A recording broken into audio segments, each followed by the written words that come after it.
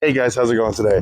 So, as I promised, I'd be seeing a bunch of fall movie releases in 2025. So, my recent film that I've just seen, I was off a few weeks because I could tell I had a bit of a sore throat. But after TIFF, I told you I'd be seeing a bunch of fall stuff.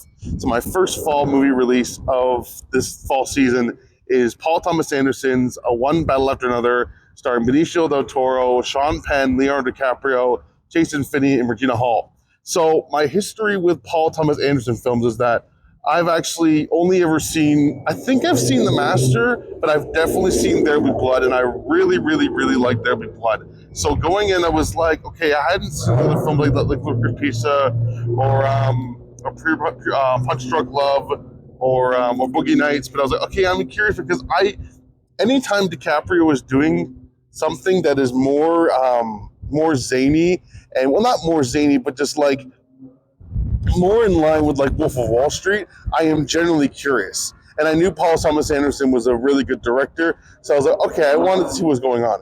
So going into this, I'm like, I didn't really have an idea what the story. I knew there was the fact that there'd be like revolutionaries and stuff, and then the daughter would maybe like taken or something like that. But I knew Sean Penn was in it, so there are some really, really, really good, like great performances in this movie from Sean Penn, from Leo DiCaprio, and the point where like Sean Penn hasn't really been in many like larger films. He's done more smaller things in here, like Angry Birds or something like that a couple of years ago. But this was like after I saw Jacob Elordi in Frankenstein, I'm starting now to get an idea of what the best actor and best supporting actor might be in this fall season, heading into Oscar season. And Sean Penn is definitely one of the people that is up there. So what I really liked about One Battle After Another is that it's a 3 hour long film, and it's very much that like it's a slow build at the first like 20-30 minutes, and then when they have a time jump showing Caprio's daughter is older and them dealing with the revolutionary, there is some comedic moments of DiCaprio having done this revolutionary stuff like 30 years ago, and then now he's currently a stoner and he's trying to deal with that. So it kind of plays in line with DiCaprio's more dramatic, funny roles, like you look at Wolf of Wall Street and stuff. So that I really enjoyed.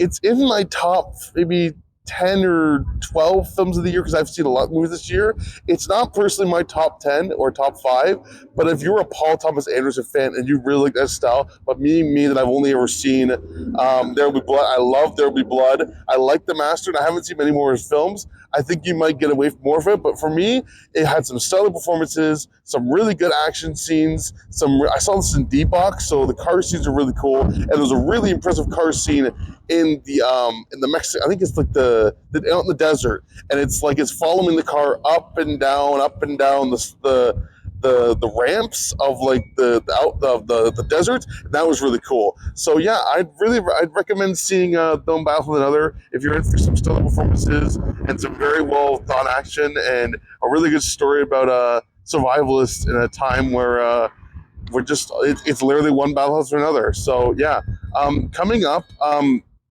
I've got a mystery movie on Monday. I'm thinking it might be Roofman, which was at TIFF about a month ago, but I'm not sure.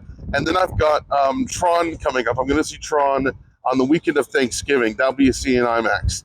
And then in November, I'm going to see Wicked, Zootopia, and then a bunch of other films like that. But stay tuned, is that it's been a bit delayed, but I'm going to be uploading my Frankenstein and John Candy I Like Me TIFF reviews, as well as some Halloween movies that I've been watching, or newish releases, like Jurassic World Rebirth, little shorts that I've been posting and filming throughout the last few weeks, or watching. I'm going to be filming them shortly and releasing them. So yeah, let me know what your favorite Paul Thomas Anderson film is, what your favorite Leonardo DiCaprio film performance is, what your favorite Sean Penn performance is, and my final rating, I'd say I'd definitely see this in theaters. I had a really good time experiencing it in theaters, so it's a worthwhile seeing in theaters for me. So yeah, let me know in the comments, like and subscribe, and stay tuned for more reviews. Thanks.